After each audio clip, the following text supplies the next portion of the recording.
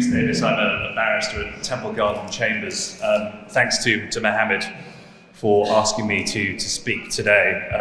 I just want to say a few words on the legal remedies. What can be done? We've heard that this can be a moment for a message of hope, that it can ignite people to take action.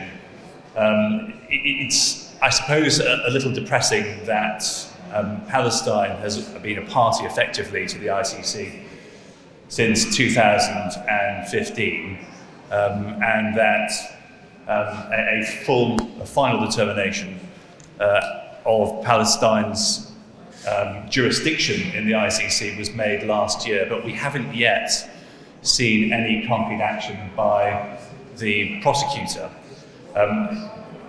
It's overwhelmingly the case that the legal remedies and mechanisms do exist for justice, so that we can have a deterrence in place, so that we can have accountability. It's a question of the political will to ensure that those mechanisms can actually be used. And it's not just a question of criminal mechanisms. There are other ways that we can bring the individuals who are responsible for this killing to justice, and that there are ways in which we can ensure that the message gets out there that war crimes of this nature, and it is a war crime, there is no doubt about that, to kill a journalist, to kill a civilian in these circumstances, to deliberately target them, is a war crime within Article 8 of the Rome Statute. There are a host of mechanisms out there which can and should be deployed in order to ensure that this doesn't happen again. And if it does happen, and I say if, of course, we all know that it will take a great movement in order to stop these sorts of crimes from taking place. If and when it does happen again, there can be some hope for journalists and in Shireen's memory to make sure that those individuals are brought to account. Very briefly, of course, the most obvious and well-known remedy is that through the International Criminal Court.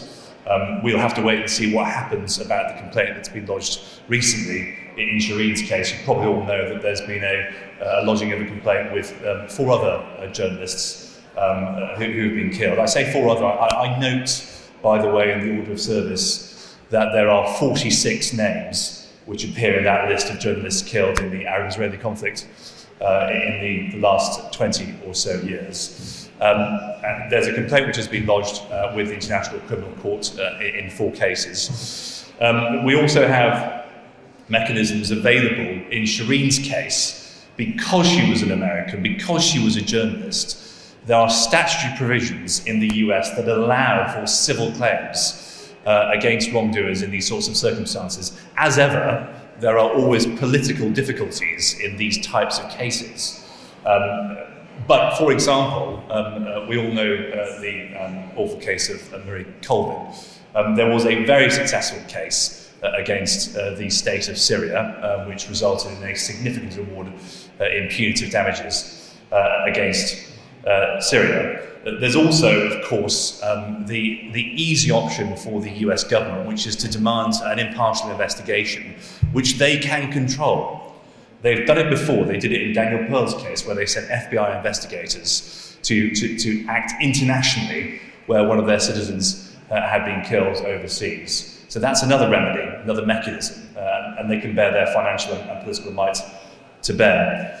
There's also the option of sanctions against those individuals who are responsible for this killing.